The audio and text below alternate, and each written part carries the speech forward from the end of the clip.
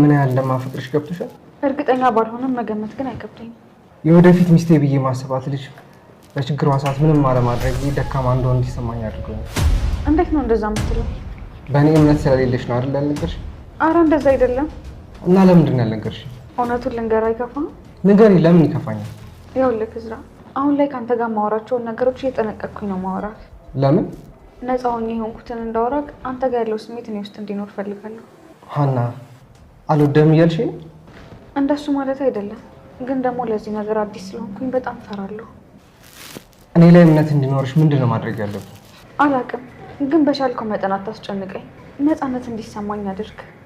አንቺን ደስተኛና ነፃ ሴት ለማድረግ የተቻለኝን ሁሉ አድርጋለሁ። ይህማ በጭራሽ ሊሆን አይችልም። ስለተረዳኸኝ በጣም አመሰግናለሁ። አንቺን መረዳት ግዴታዬ ነው።